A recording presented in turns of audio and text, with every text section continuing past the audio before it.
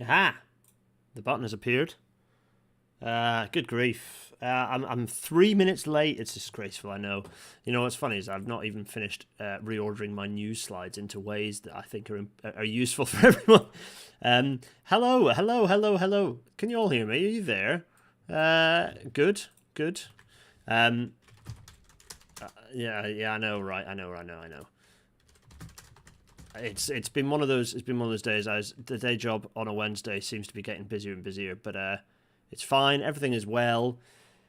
Oh, you have sound. It's Rail Matter. It's here. It's been a while. It feels like it's been a while. I don't know. I think it was only one pre-record, wasn't it? But it was things have still been getting in the way.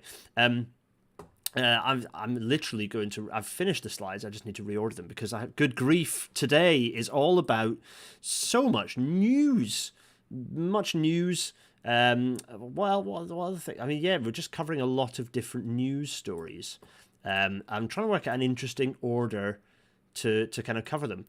Because there's a lot of different bits and pieces. Oh gosh, yeah, storms, and bridge bashes, and oh my goodness, it's all happening. So, first of all, how are you all? Who's here? Who's joined us? We have some people in the chat. It's here. There we are. Some good discussions going on. Very nice.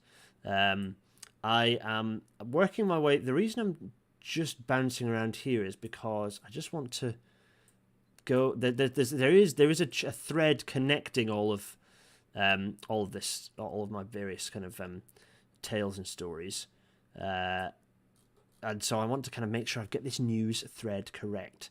So we have storms, we have what have we got? We've got, oh yeah, that's right, that thing, the IRP. Do you ever remember the IRP? That was good, wasn't it? So, oh golly. Why did I start this now? I should have waited 2 minutes. Hello, John Quine. Hello, there's new people. There's so much news. Jacob is here. So much of you are here. I'm dithering and idling because I can't click when I actually start. Wait a minute, tell you what. Let's get this. Where's OBS gone? Let's go big face. Hello, everyone. Hello. it's here. Oh.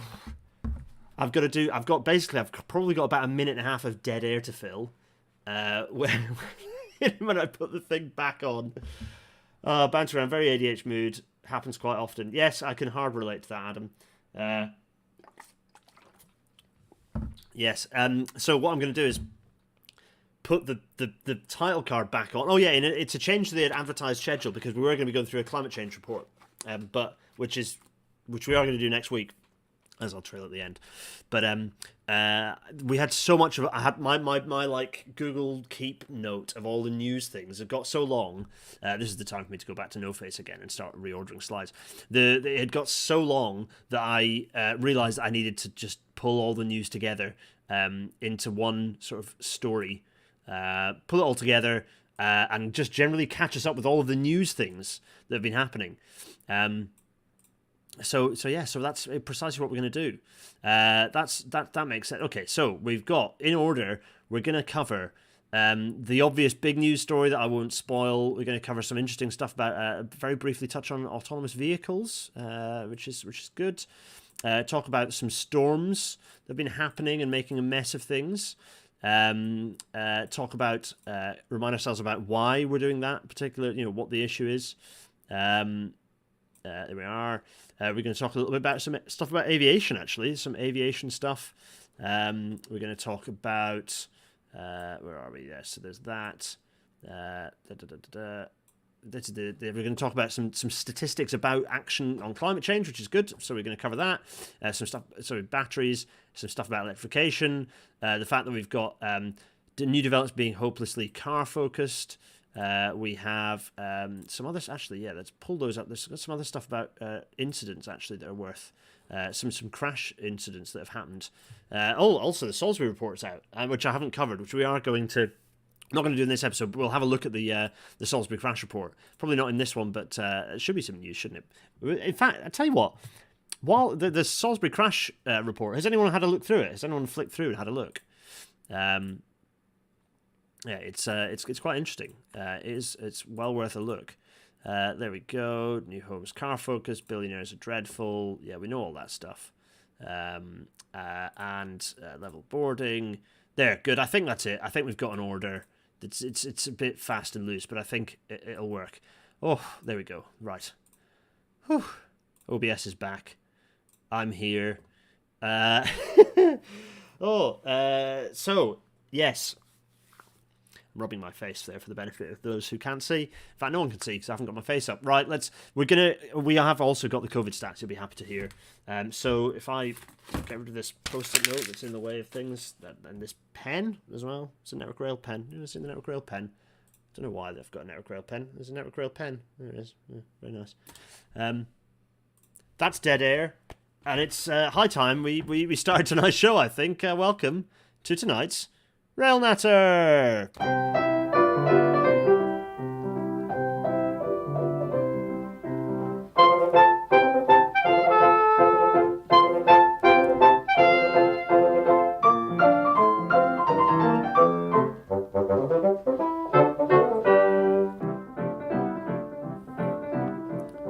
And as the Intercity 225 fades away.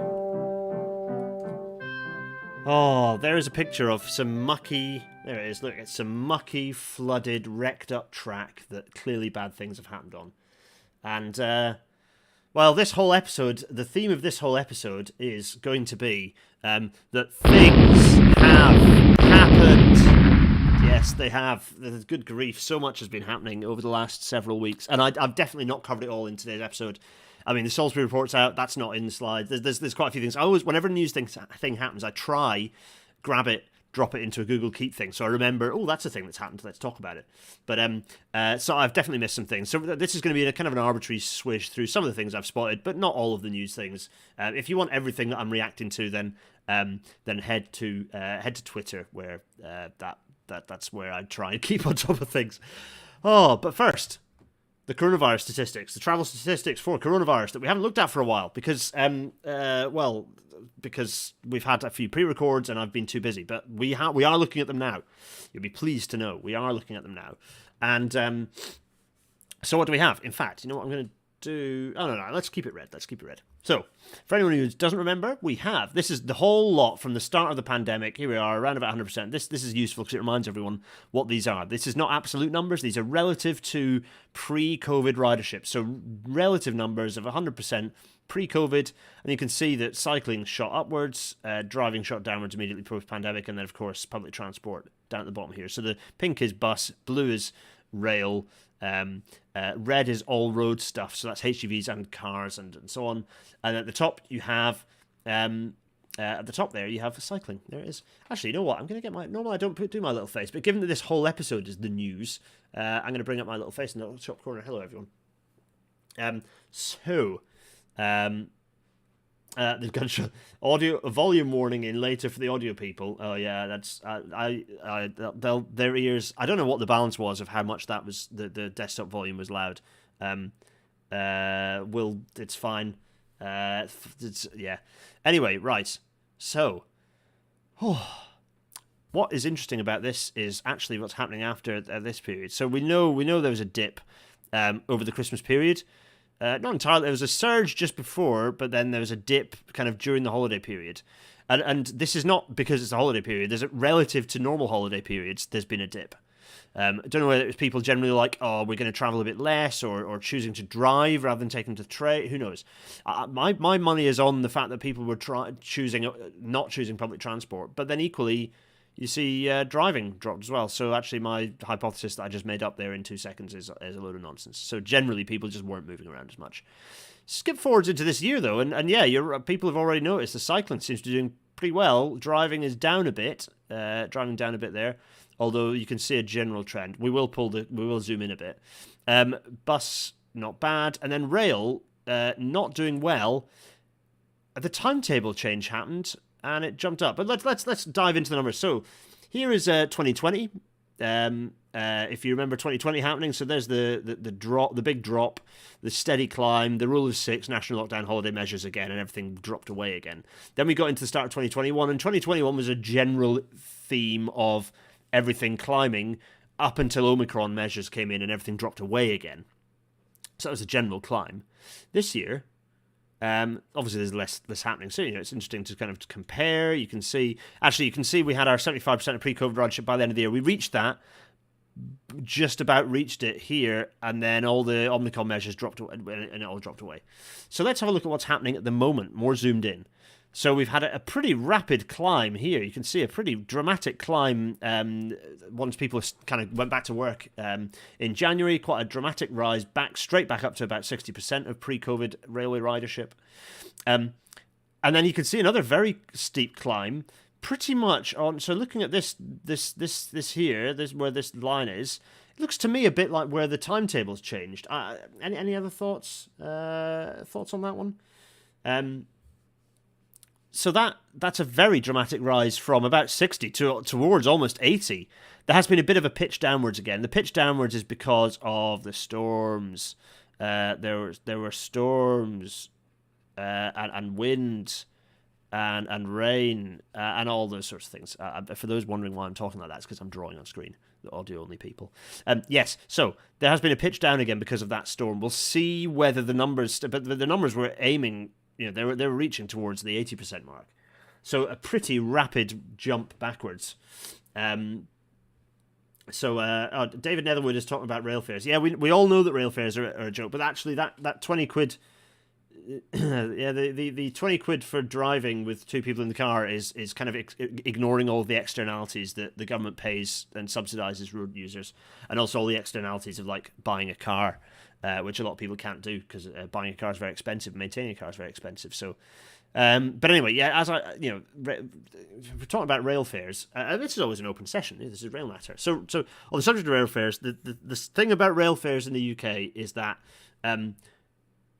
they are both the cheapest and most expensive in Europe, in that you can get a walk-on fare for a journey booked on the day can be very, very expensive, but you will find it very difficult to compete with advanced fares in the UK against any other railway. You'll find it very difficult to compete on that front. So for better or worse, the complexity of Britain's rail fare system, which I don't think is a good thing actually, but it does result in extreme cheap fares for those who can plan ahead a bit. Anyway, right, let's get rid of my scribbling. They're COVID stats. So there we are, back in the context of the year. You can see this we've got this steady climb that happened through 2021, and you can see an upsurge again, pretty rapid upsurge. So we're back to kind of where we were before, very rapidly where we were before. So the more that rail companies return their timetable to normal, the better. Absolutely. So, lots and lots of... right. Did the timetable change increase the trains per hour? In some cases. HM Trains, please use the yellow pen when you write. It's much easier to see. Yeah, I could do that, couldn't I? I could use the white one, to be honest. The thing is, we're about to go on to some white slides, which I think where red will be a bit easier. Thanks, HM Trains, though. Gareth Williams, the thing about rail fares in the UK is they don't make sense. Correct, yes. Adam Evans is saying a pitch down seems okay for that storm here in the Netherlands. The Dutch railway system just canned all services from 2 o'clock onwards on Friday, and we're utter chaos during the weekend. To be fair, we canned quite a lot of hours. David Shepherd, is there any way to get the total seats per day versus occupied seats per day over time? That's quite a complicated data question. That's one. It's one for Pogs and or SW lines on the Twitter sphere. Matt Reed is asking, why are walk-on fares so expensive? Because certainly pre-pandemic, trains were so full that they could be, as a form of demand management. HM Trains, please use the other plans when it's right. Yep, got your HM Trains, okay. Tom says, free tickets for all. No, I don't think free tickets is a good idea, actually, and there's no evidence that it increases ridership. What would be a good idea is a bit like Austria, having been to Austria, would be a bit like Austria's Klima ticket, which is where you pay a certain amount a year, and it covers all public transport within a region, and then if you pay a certain amount more per year, you can have multiple regions, and then it's capped to have the whole of GB, the whole of UK. So that is, I think that would be a very good idea. I like that a lot. Martha Lawrence saying the advanced purchase fares argument does always seem a cop-out to me. It's a heavy imposition to plan weeks. Yeah, no, I do agree with that, Martha. I'm pointing out the reality of the fare situation. I don't necessarily agree with it. I think it is off-putting to a lot of people. I think that it should.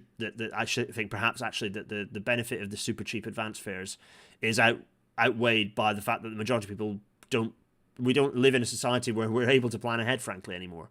It doesn't work like that. So for a lot of people, rail fares are very, very expensive. So yeah, no, I actually agree. I think that the average fare might, well, actually increase slightly, but I think if walk-on fares reduced by half or more, and sacrifice the advance fares, that might be a good thing.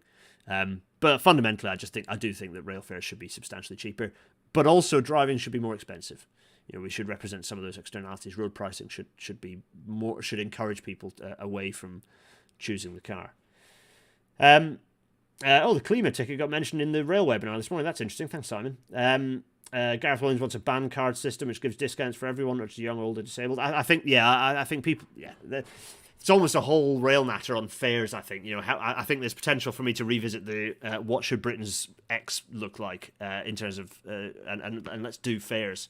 Because actually, my thoughts aren't hugely developed on fares. I think that it's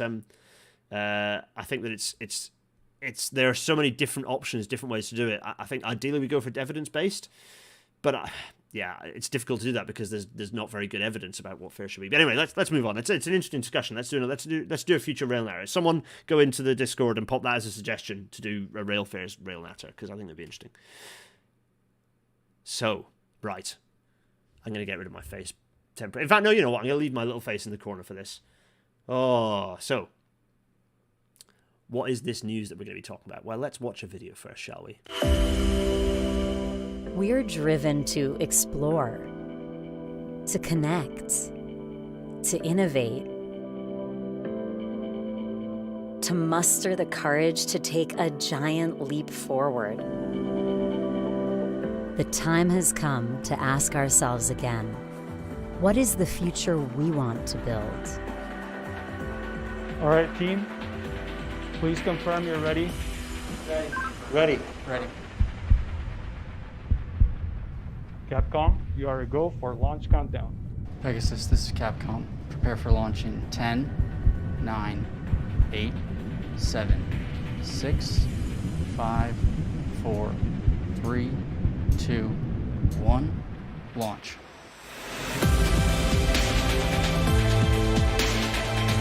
They look genuinely afraid for their lives. Today, the first people traveled safely on a Hyperloop.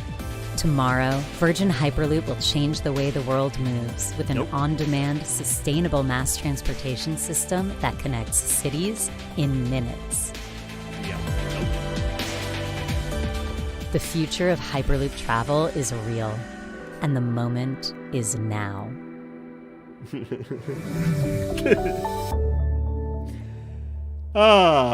Isn't that lovely? Those people were the, and I'm in inverted commas, first passengers.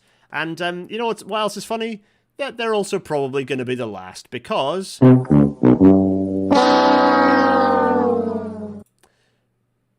Virgin Hyperloop is officially moving and dropping passenger travel. It's done. They're done. They're done with it. Oh, sad times. Yeah, that was a test where they were traveling at like 98 miles an hour or something, and Virgin Hyperloop has subsequently sacked another half of its staff, by the way, because they've already sacked half of their staff. So they've sacked another half of their staff. The decay rate is, what's the half-life? The half-life is about it's 2 years, because I think the last time they sacked all their staff was like the end of 2018. So the half-life is 3 years of Virgin Hyperloop, 3-year half-life, and their plan is to move into freight, which is even funnier. It's so funny. Why are they doing freight? Why are they doing freight? Oh my goodness. Why is that funny? Well, it's funny because freight is like famously about bulk and not about speed. And what's even funnier than that is that the oh my goodness, the funnier thing than that is that they are so DP World, the Dubai Ports World Limited, Incorporated, or whatever, crazy oil money, is so they're funding it, and they're fundamentally they're container freight thing. So we're talking about freight that's spent 4 or 5 weeks on the sea, being shipped across the ocean to arrive at a port. The difference between 100, the difference between those containers being traveling at, taking 12 hours to get to their inland destination versus taking 3 hours is irrelevant when it's taken multiple weeks. It's absolutely irrelevant. And also, the whole point of the whole shtick of Hyperloop is that it has zero capacity. It has essentially no capacity whatsoever. So why on earth would it be better for free? It's just it's so silly. Anyway, what was quite nice is Rory Ketland-Jones tweeting, because it was my first BBC interview was with Rory Ketland-Jones talking to me about Hyperloop, where I explained that it's nonsense. And he's always been cynical, and it was quite nice for him to then tweet that saying, yes, it is nonsense, yes. Maglev cargo tunnels might seem like, freight tunnels under cities aren't a new thing. Look up Mail Rail and also, the Metropolitan Railway. This was happening for a very long time. But it doesn't need to be maglev. It can just be regular rail or small rail, narrow gauge in tunnels. Mail Rail is brilliant. Go and look at it in London. Anyway, good grief. Absolute junk. Rubbish. All good fun stuff. So, that's the end of Hyperloop. Right, let's bring my little face back. I've realised I've done I'm going to have to switch small face on and off because I've got the ticker tape. The chyrons are in that corner because I've set this up as the news when I don't have my face, except that it's in the middle of the episode where I do have my face. It's very confusing. Oh dear. Adam Evans reckons that it's better to just build a giant railgun and yeet containers through the air. Yeah, I agree. Yeah. So, another nail in the coffin. Talking of gadget ban nonsense, here's another nail in the coffin for driverless cars, because, very interestingly, and this is paralleling other legislative explorations elsewhere, but the Scottish Law Commission has published a report saying that, basically, that this was about the fact that that it shouldn't be companies. It shouldn't be drivers, but should be companies who are responsible for the insurance of crashes that happen within automated vehicles. And obviously, this means that they're just not going to happen because no company is going to accept that. The whole point is that they can fob it off. All the stuff you see coming out of people criticizing Tesla and their what's known as autono-washing. In fact, autono-washing, which is where the idea that people are believing that that their cars are driverless when they are not, is cited within this report as being a serious problem. And so they need to. So it's about shifting the blame over to the companies, not to drivers and individuals, to manage that risk and to make sure that the technology isn't being oversold. And so companies like Tesla, who are obsessed with suggesting that their technology does more than it does, they dedicate half of the screen within Teslas to what will eventually be driverless, even though none of that functionality works. Having been in one, it's and they, having been pushing all that stuff called autono-washing, they've made their own bed and now they're going to have to lie in it, because I think this is the way that the law is probably going to go across Europe and hopefully the US, but certainly across Europe. I think this is what the direction the law will take, and it'll just stump the whole process, because outside of a gridiron part, these don't even work in gridiron part. They're nonsense. Driverless cars are nonsense. Don't buy into it. It's just nonsense from top to bottom.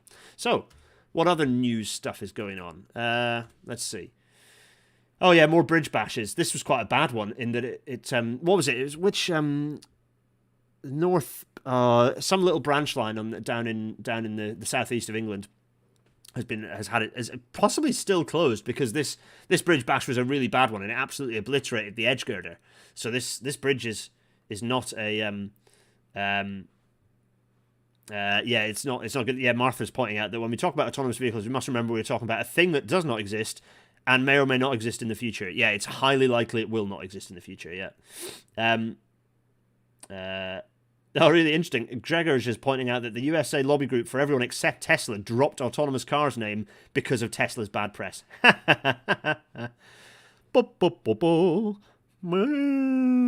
That's right. I don't have the drop. It's not a drop. I just lined it up in the presentation, so I have to mime it. Anyway, it's fine. I have to do mouth trumpet.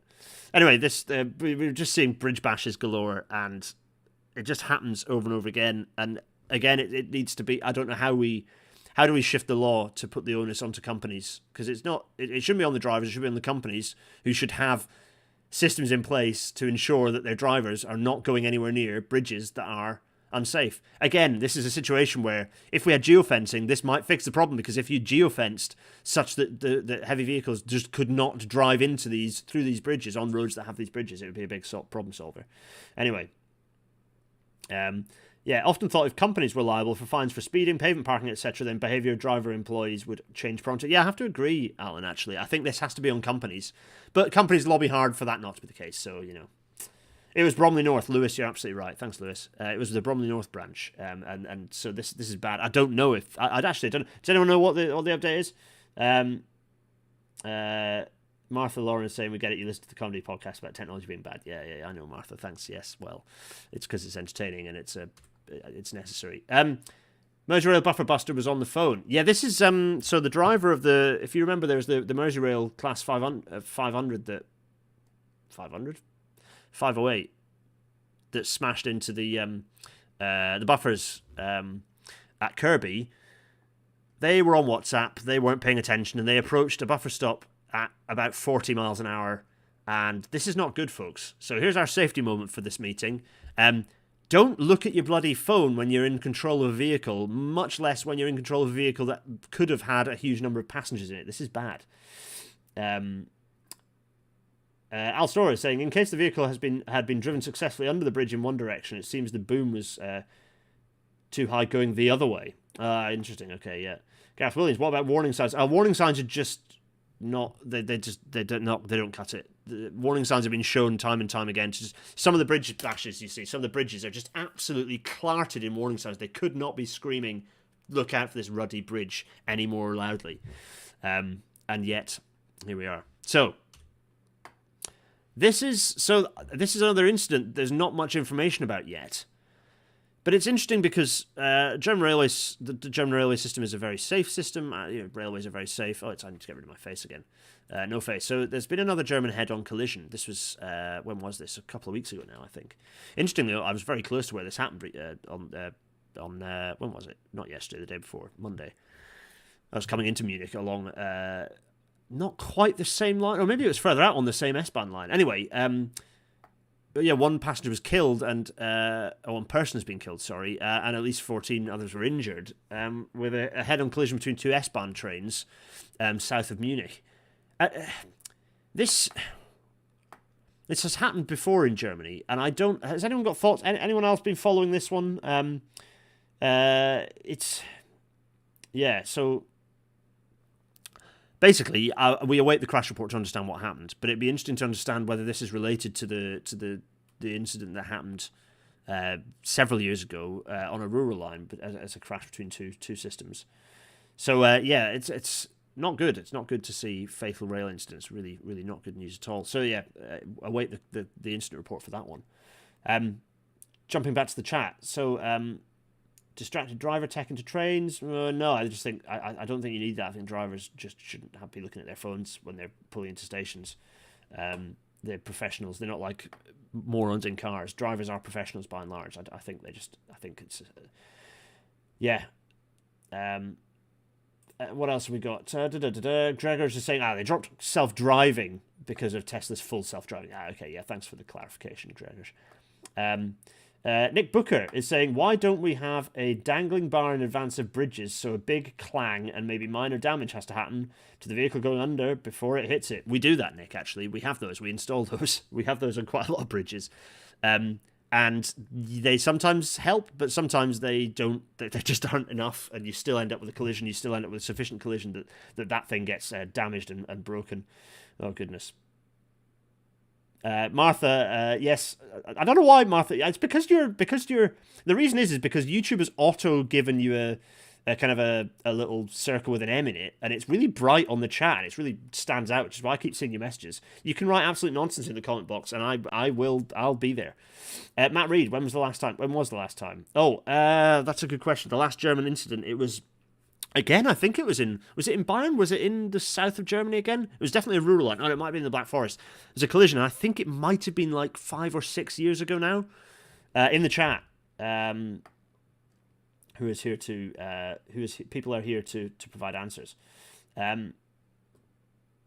Mika is saying things. If you've got interim on the Munich collision is that one of the drivers passed a signal at danger, confirmed the SPAD on the train protection, and just went along without contacting the signaller at all. Ah, crikey, that's... Okay, thanks, Mika, for that one. If, by the way, if you've got a piece of interesting information like that, if you at me into the chat, I can see it because my name appears in red nice and brightly. That's a good comment, though. Thanks, Mika. That's very useful. This is unlike the previous Bavarian. It was in Bavaria, okay. It's unlike the previous head-on collision, which was the fault of a signaller making illegal movements and playing on his phone. Okay, well, there we go. Okay, there we are. So, oh crikey, yeah. That's so okay. Thanks for that. Yes, the German. Thanks, Mika. The German version of the RIB should have a final report coming out. Yeah, okay. Yeah, thanks, Mika. That's very useful. This is what RailNet is about. We get people in the chat who know what they're talking about. But I just wanted to draw attention to it because anyway, while I witter and wibble on, get my miniaturized face back. Oh, look, it's the Millennium Dome. Talking of said trashy, future-y podcast, since they did an episode about the Millennium Dome recently, the Millennium Dome decided to tear itself apart during the storms. So, yeah, Eunice and Franklin have been messing things up. And, good grief, what a mess. And, okay, we don't mind too much about the Millennium Dome. I mean, A, it's probably reasonably easy to fix, and B, it's a big, dumb tent. But other things to point out are the damage that this causes... these aren't bits of the Millennium Dome. These are just bits of building being sprayed across a railway. The same happened in Wales. Thanks, Mika, for the update. It's good. So there's lots of stuff. Okay, bits of building being blown in all directions, but of course, obviously trees as well. Trees in this case derailing a Class 700. There are trees smashing into trains across the whole network, and we just shut things down. The network basically just came to a standstill. Really, I mean, okay, major storms, risks to staff moving around. It's the right thing when you have an extreme storm like that to just say, as best as we can, we're going to shut down. But there were some interesting things like a weird multi-length rake of Class 150s, which are like just old knackered diesel in multiple units, being driven as like an intercity train full of passengers to get people back home, run by Great Western. So that was quite a weird situation. So that's... And we're not out of it yet because it's still kind of blowy outside, but I think the storm has subsided a bit. York, I mean, of course, is flooded massively, and that's now subsiding, thankfully.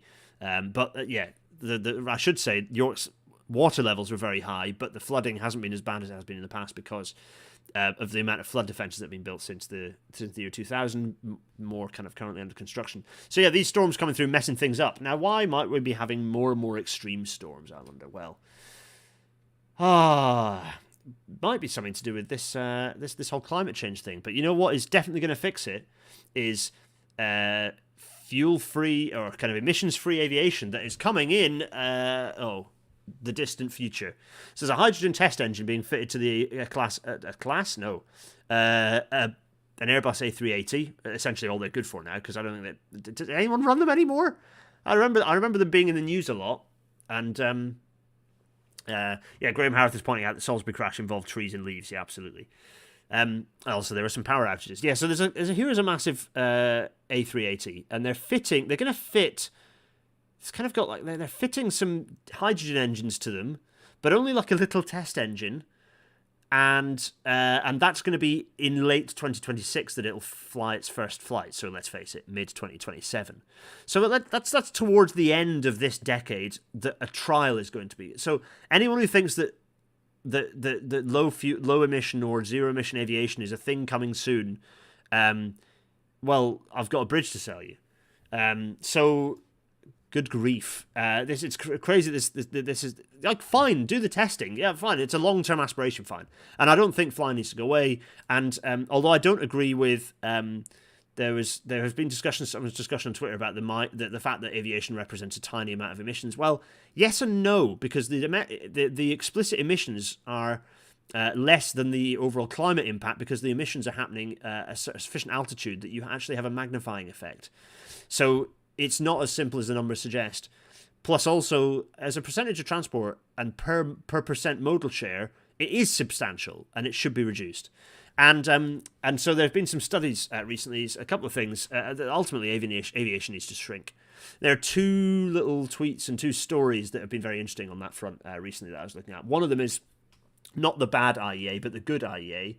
So that's the International Energy Association. Is that right? Something like that. I think that's correct.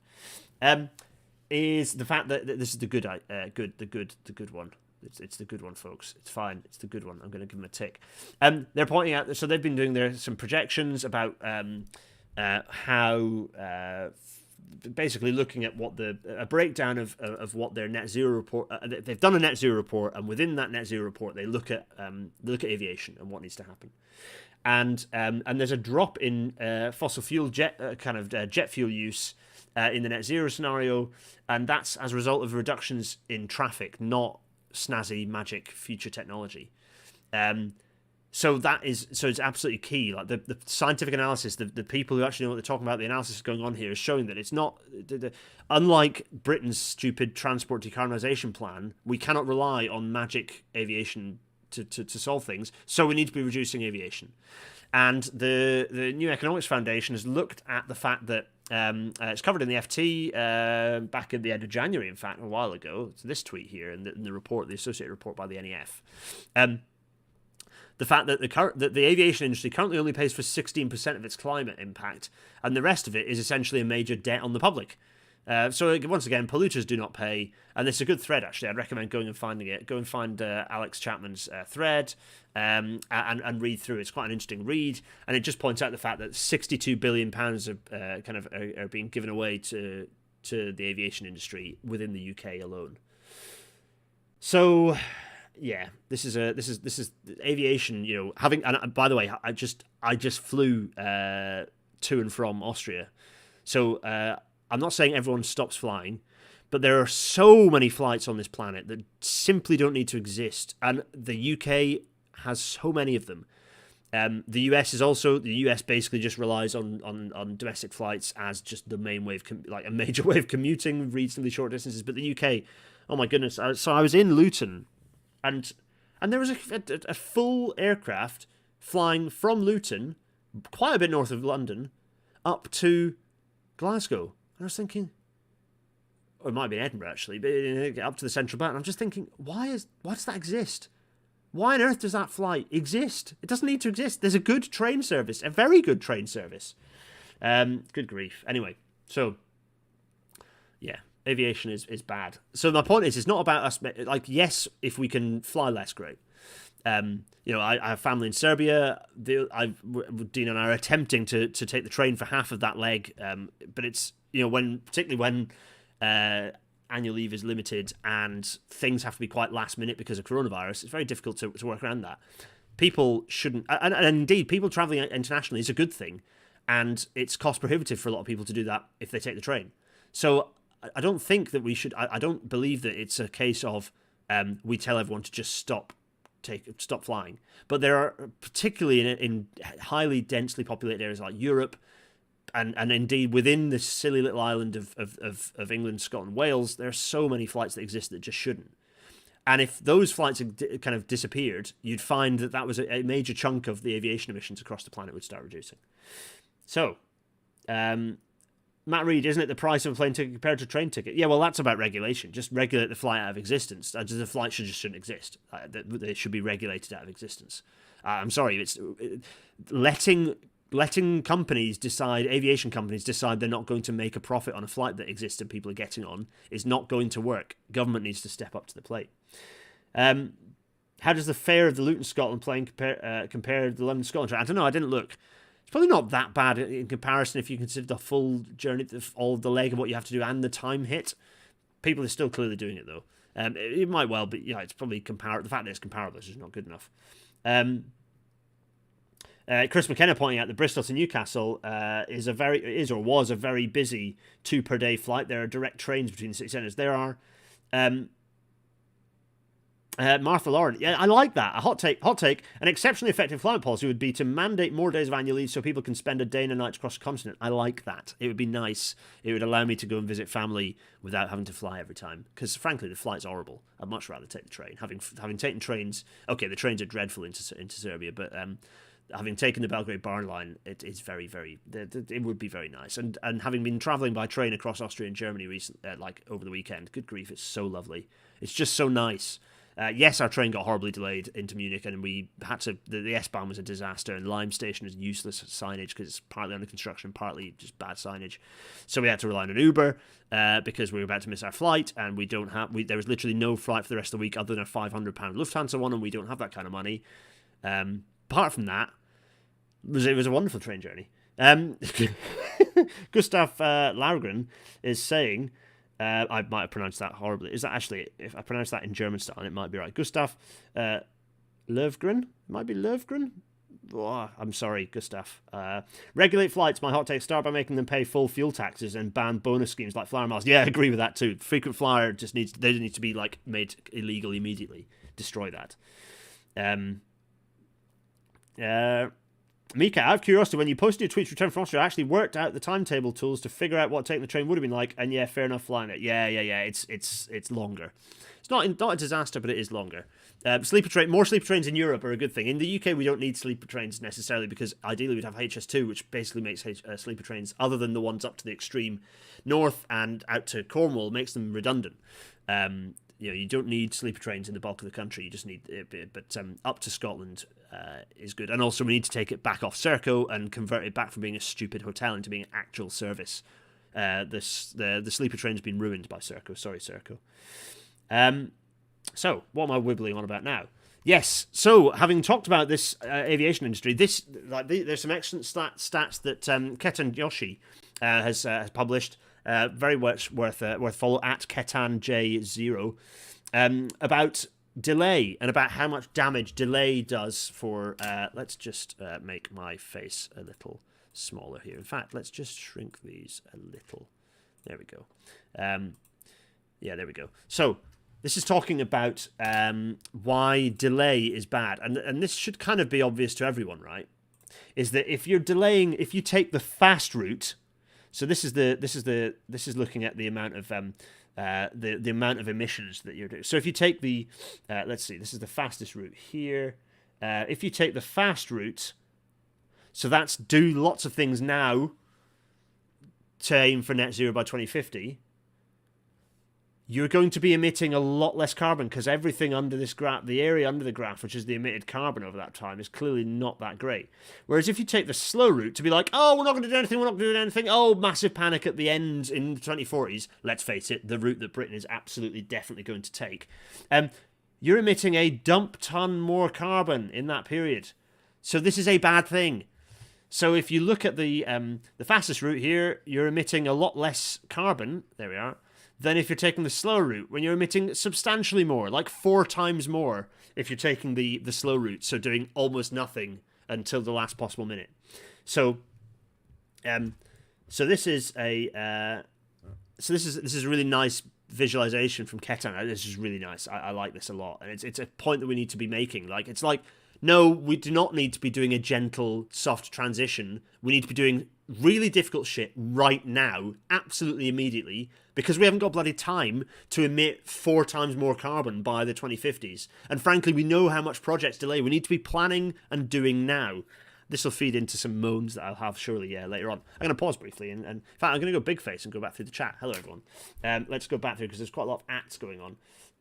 Dave, serious question. Without starting an argument, how do we square eating meat consumerism, taking flights, etc., knowing what we will? No.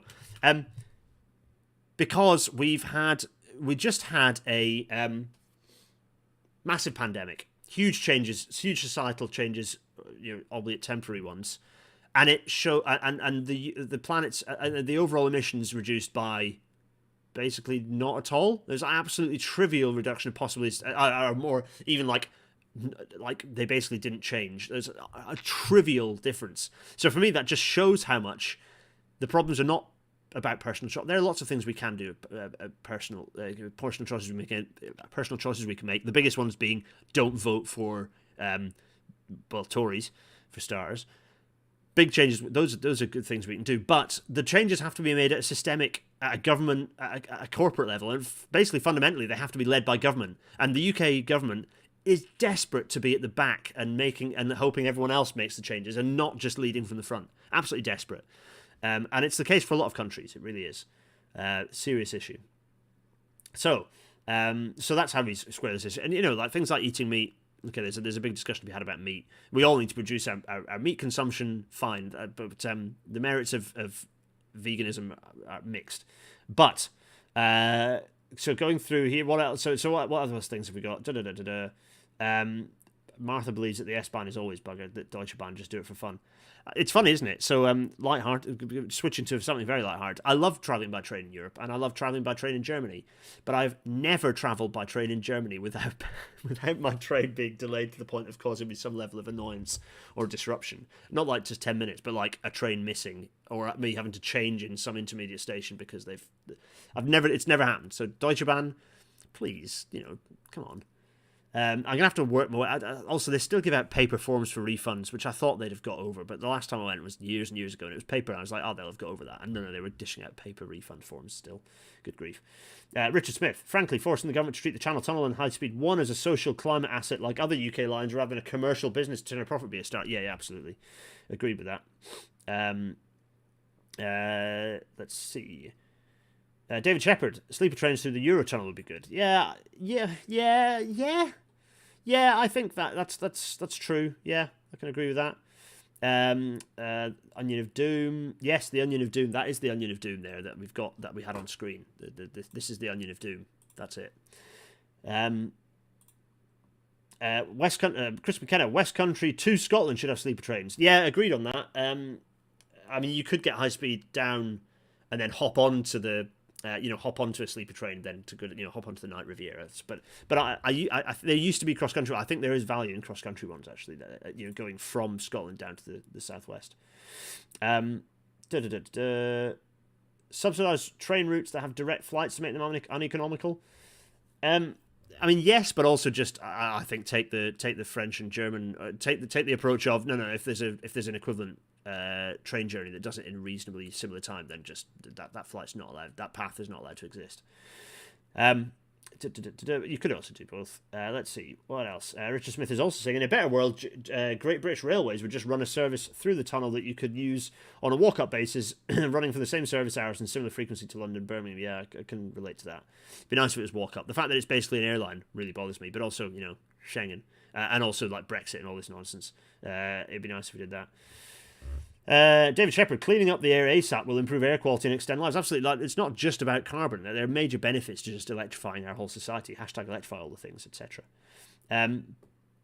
So Matt Reed is asking if I ever thought of running for government. No, I'd never run for elected government. I don't think it's not a thing.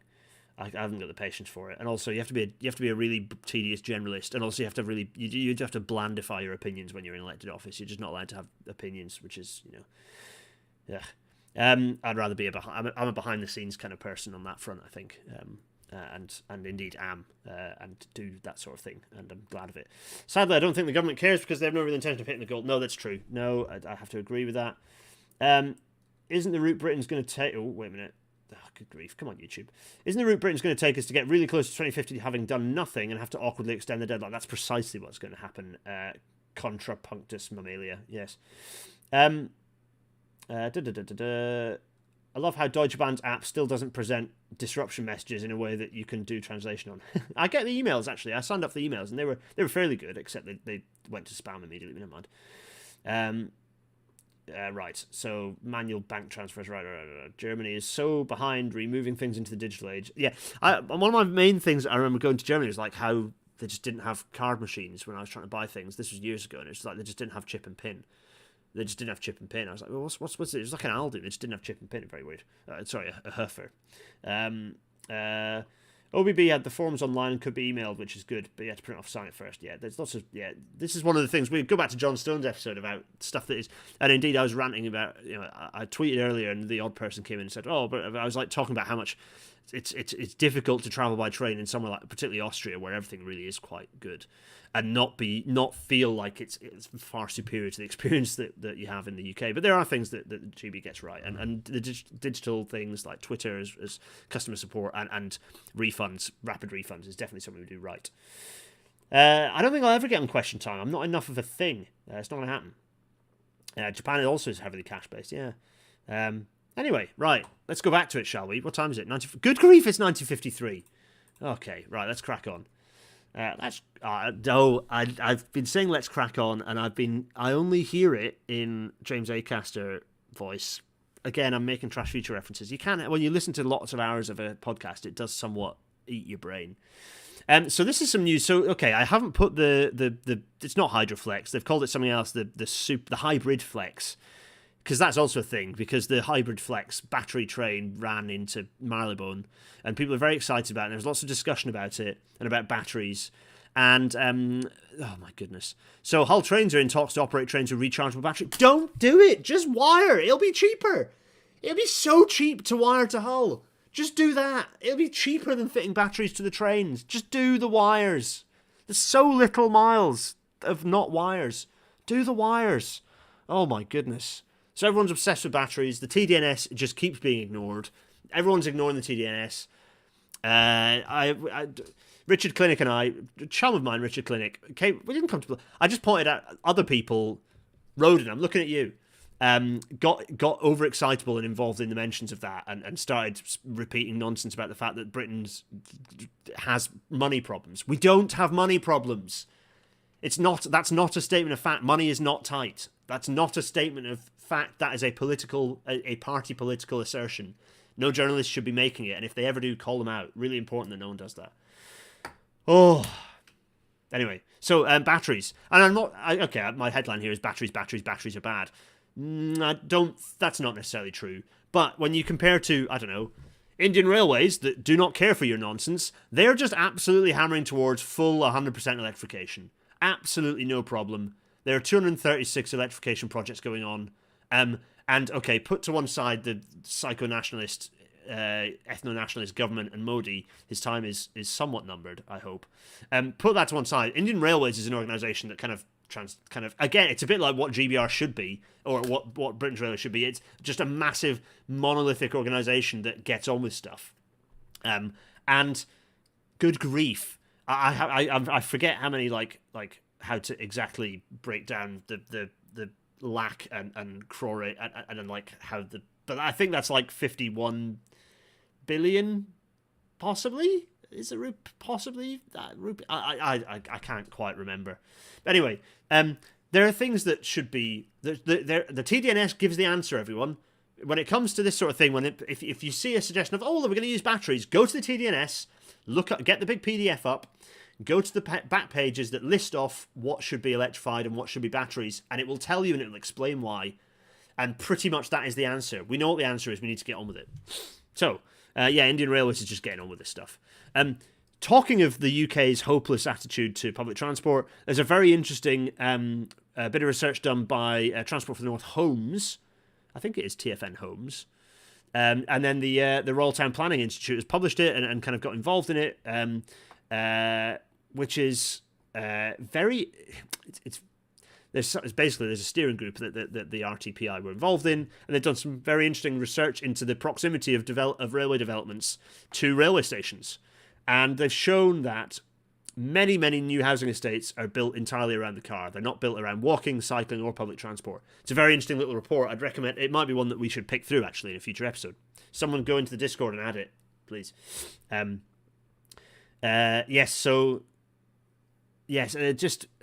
This is just yet another example of serious flaws in our approach to planning, and we cannot split housing and transport. This is why the fact that transport is considered a business thing that DfT manages rather than a fundamental part of public service, leads to things like this, because it's not seen as part of the fundamental makeup of the country. It's seen as it's a nice thing to have that is private companies run that. And as we know, the reality is that private companies do not and have not really ever run the railways at any point in the last sort of since the since 1948, really, and even before then, laissez-faire had kind of reached a demise. The post privatization railway was always under significant Westminster control, arguably more Westminster, more central government control than ever it had been under British Rail. Anyway, so this sort of thing happens. New homes, hopeless car focused. Oh dear, good grief, hopelessly car focused, just dreadful. This is what happens when you rush home and create a RailNet slide deck in about 25 minutes. This is just a fun one that I saw that I thought was good fun, which is billionaires are dreadful. Just as an FYI, if you're curious as to greenhouse gas emissions from billionaires, here's Roman Abramovich at the top. Here he is, and he is emitting just an absolutely enormous quantity of CO2 equivalent tons. Just insane. Talking like, what is that? Over 30,000, well over 30,000 tons of CO2 equivalent. Just good grief. So just dreadful. What else have we got down here? It's Larry Page. There we are. Bill Gates, preachy Bill Gates there. And what's interesting is it's mostly transport, which is quite interesting. So Bill Gates just travels around everywhere, and so as a result creates 8,000 tons equivalent CO2. Where's our boy Muskio? Here's Muskio, and it doesn't actually have a number, but you can see it's about in the 2,000 tons region. That's right, accounting for a kiloton or 2 kilotons of transport emissions of CO2. Quite spectacular. Good grief. Anyway, horrifying. Guillotines. So, what else? Yes. Doug Polly was tweeted because he was literally locked into a cross-country train in Newcastle because we just refuse to do level boarding. We just absolutely... So... Yeah, Doug was locked. Doug, who, by the way, did the translation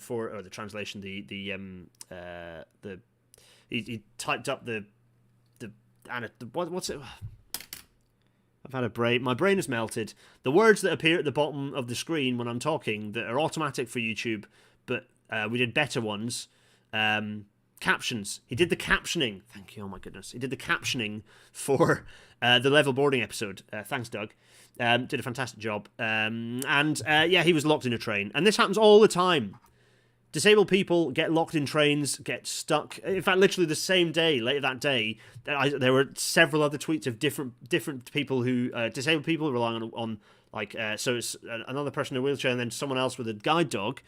You know who they were. Once again, being locked away from trains, not being able to travel, having horrible experiences. It's just not good enough to rely on there being, we've got the staff solution with a ramp. That's not a solution. It is not a solution. So transcription, yeah, thanks, David. So level boarding is still being ignored, and this is despite the fact that the actual solutions are getting more and more kind of publicly visible. So this is Nexus. Nexus have been doing quite a few tweets. They're very excited. They're really pushing about level boarding, about the fact that they've got level access as part of their new fleets, the new Stadlers. Again, it's Stadler.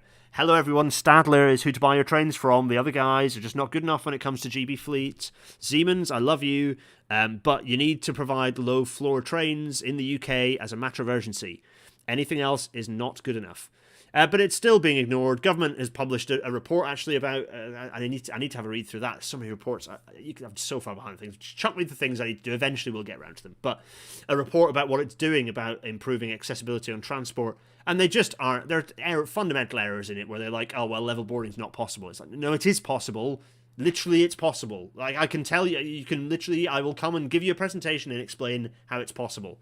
It is a thing that is not just possible, but quite straightforward. Anyway, so despite the fact the technology is this by the way, this picture on screen is, I've done a dreadful job of audio describing this, I'm so sorry. This is the extent, this is not on the platform, this is on the train, as it rightly should be. This is the gap filler. This is the extendable little step that shoots out and provides a smooth, it's almost gapless from the low floor train onto the platform with the height matched. Adam Evans, how is it legal to offer trains that don't comply to the network standard platform height? Absolutely. How is it? This is a suggestion. Actually, I'm going to publish it, because it went to the DFT and they ignored it, and I'm going to publish the letter. But I sent them a letter. And weirdly, it was when it was Chris Heaton-Harris, the Twitter jokes muppet, was tweet. He actually cared quite a lot about accessibility, and we kind of made some headway with him as the campaign for level boarding. He asked for us to write a letter providing some detail on what could be achieved very easily. We did that, and it was just roundly ignored by the DFT and pushed back on. And then we're going to send that same letter again. We're going to meet with the new rail minister and make the same point, and we'll send the letter. And if it gets ignored, we will publish the letter. It's very straight. There's some seriously easy things to do here. Gregor's thought that Siemens would be better given that they've had this on metro trains for years. Yeah, for sure. But I think they've just. I don't know. I don't know whether it's because they've just inherited a GB platform that they don't, modifying the platform, the Desiro, the City Desiro platform would be very expensive. It's a lot of money to redesign a train platform. As in, when I say platform, I don't mean the platform of the station platforms. I mean the platform as in the design of train that you base all the kind of mini versions on. So all of Siemens' trains in the UK or in GB they've all been Desiro based since a very long time now. So what was the first Desiros were, well, the 185s are Desiros over the Pennines, but I think even before that they had introduced electric Desiros. Were the 350s older? Someone else out there correct me. But anyway, and then you've got the City Desiros, which are the Class 700s and the 707s and the 7 whatever the Great Northern ones are. They're all the same. They're all City Desiros. They're all basically the same train, just kind of, well, the City Desiros are a bit upgraded. But anyway, they're all basically the same train. Siemens don't offer a regional train platform in the UK, but that is supposedly changing soon. We'll see. Anyway, Stadler. Give all your train, or if you want to buy some new trains, Stadler is who to do it. Stadler, I'm sorry, but they're hands down building the best trains that the UK has right now, because they are ones that provide level boarding. Anyway, it's already 24. Let's keep going. We're nearly at the end. GBRHQ Hunt. What was that? Sorry, GBRHQ Hunt. Yes, the hunt for GBR's HQ. These are these two Pratts. Pratt 1, Pratt 2, Shaps in a silly bright jacket posing, and Portillo in a possibly even silly. It kind of looks like they've swapped jacket here, because the orange and the red would work better, and the lilac one that Portillo is wearing kind of looks like actually it's. Anyway, just gross. This whole thing makes me very angry because it just makes out as if the railways are just. It's not important where the headquarters of literally the railways of Britain is going to be. It's not important. Can make it a silly competition. Also, the competition's non-binding, so it's basically just like a way to make out as if the public are involved in this, except that it's not. This is, oh my goodness me, yeah, as Tom said, an absolute pair of hunts. Yeah, it's just, this made me so angry when I knew that it was coming, because they'd already said this was going to be a competition a while back, and people kind of just like brushed it off. They already said that, but it's so, the advert for it was so condescending and patronising, and just like. I just despise Grant Shapps. Very, very, very, very difficult. Anyway. Oh, yeah, which reminds me of another news thing, which I've not put in here. This is the logo of the Great British Railways transition team, right? And yes, the logo, I tweeted about it. The logo has been talked about of what Great British Railways logo might actually be. And it's basically... I don't know which page it's in, but it's in the corporate identity manual. It's up there, and I tweeted about it. And it better bloody not be that. Oh, good grief. It made me very angry. Portillo's hardcore pro railways, but also he's a horrible person. So, bit of a... Yeah. I used to watch his rail show religiously. It was like, because it's so predictable, I used to listen to it, and I'd go to sleep to it as a student. So yeah, it's like quite a good student telly, and in the show he's essentially like reasonably affable, but it's difficult to watch knowing that. Anyway, what's with the vertical line? It's just there for hashtag reasons. It is redundant, that vertical line. I agree, but anyway, that's the transition team logo, not the full GBR logo. Oh yes, the competition is stupid. A non-London location would be nice. I think it should be in Birmingham. I know I was arguing for it to be in York on the news, on BBC Radio York a couple of weeks ago. But actually, I think it should be in Birmingham. Birmingham is in the middle of the UK-ish. Population-wise, it's centroidal. Not far off the population centre. It'd be accessible off HS2. It'd be easy to get down to Milton Keynes for Network Rail. I think that's a sensible place for it to be. Contrapunctus Mammalia. Annoying that it was filmed in Marylebone, the only London terminus to be cutesy enough for the beaching lip tremblers because of the no electrification. Yes. The logo on the screen is fine, isn't it? It's fine. It's just the regular logo. It's just the BR logo, which is what the ultimate railway logo should be. Well, it doesn't need the stupid extra bars to make it flag. Anyway, just intensely angering. What else have we got? Oh yeah, there's more news. There's a little bit more news. So what else are we going to go with? More news is everyone still hates the IRP. I've got like about 20 tabs open of extra things I was going to add in, but we need to just kind of do a bit of an IRP roundup episode, I think, again. Just kind of look at all the issues and break it down in a bit more detail. But anyway, there's so much analysis and different people publishing new analysis looking at how bad the IRP is. It's just dreadful and everyone hates it. And yeah, it's bad. And talking of which, government is Andrew Stevenson has said that government is completely committed to ensuring, and look at the wording here, HS2 trains reach Leeds. Well, that was always going to happen. We knew that the IRP was going to let, because the whole point is that they run off into the Leeds station. The point is that the best way to do that was the whole point of the Eastern Leg is that it's segregated into Leeds, and indeed later on, like Andrew Stevenson says, well, it might be that we do this study, the £100 million study, and we decide that we are going to build. We've protected the land. We are going to build HS2 as originally planned on the Eastern Leg. It's like, no. Well, why are you delaying it? We've just had a slide. We've looked at the onion of doom. We need to be doing the things now. Why are we just doing a delay? Treasury clearly want to find those reports are created to find until that you just keep creating a new report until you get the answer that Treasury wants, right? So clearly Treasury don't want to build the Eastern Leg, so they want some reports to justify that decision. The trouble is that there is no alternative. You need the high-speed segregation. So the report will give weasel words that probably won't say you need the Eastern Leg. It'll say, well, the Eastern Leg is probably going to provide the best outcomes, but all these alternatives exist, and that'll be given as a chance for Treasury to sort of say, no, we don't need the Eastern Leg. So, I've not actually picked up. Is Nigel Harris? So Nigel Harris's comments have been brilliant on the IRP. He's as furious as I am about it. I'm going to be having a chat with him. I'm going down to say hello to Nigel next week, actually, which will be nice.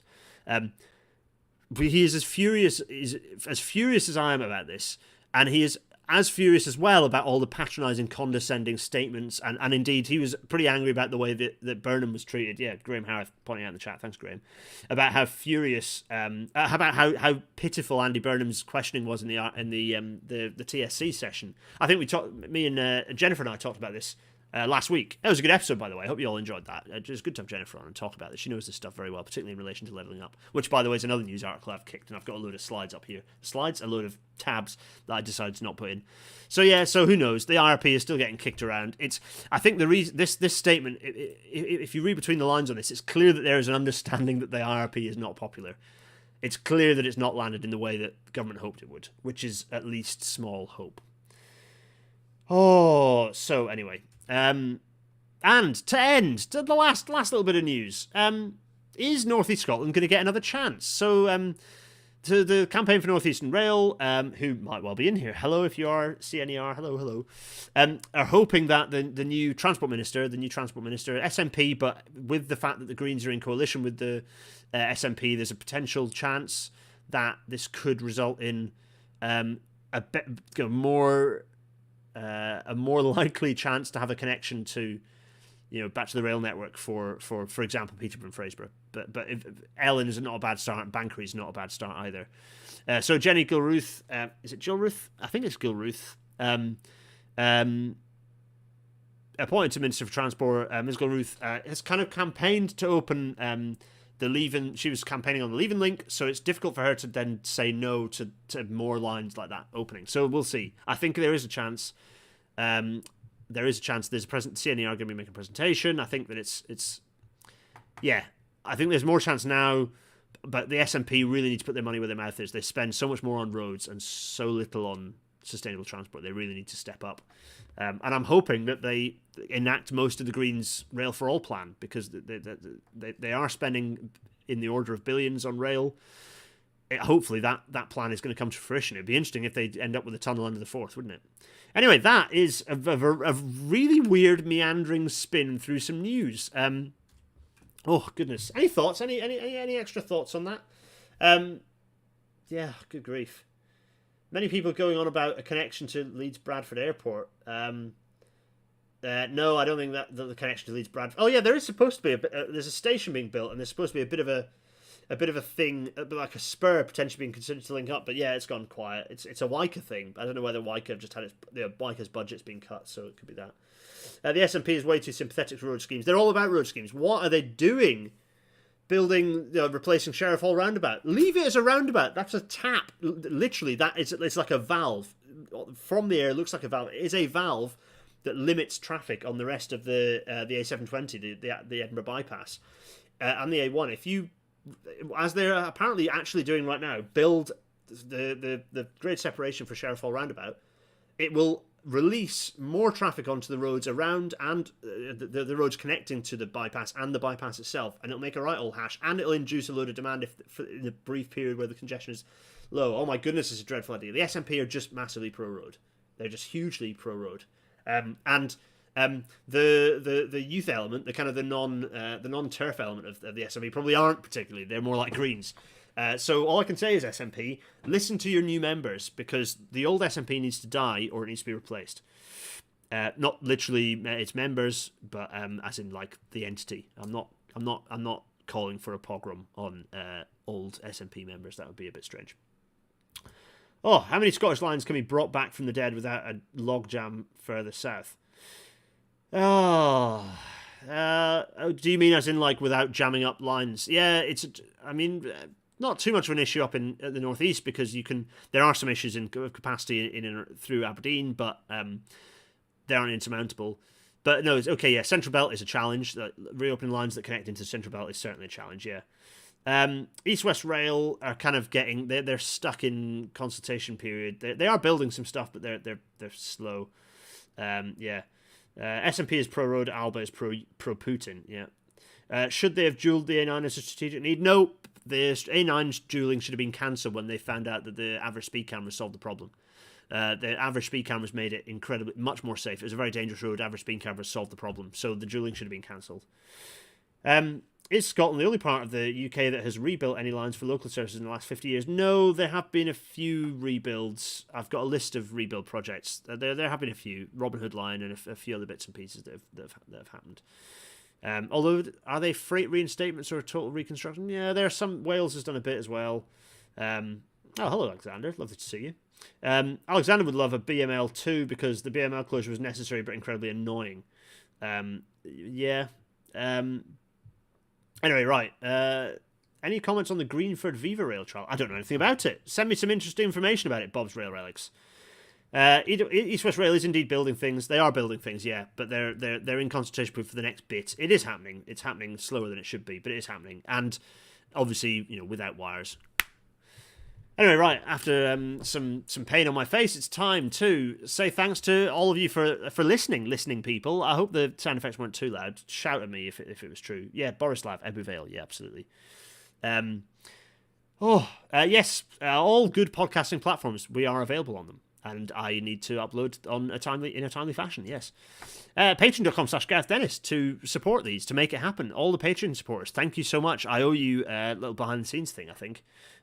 You've got some in the loops. You've been kept in the loop on some of my shenanigans last week, which were fun. So, thanks for that. And I continue to value your inputs in terms of directorship and or producership and or natter episode suggestions.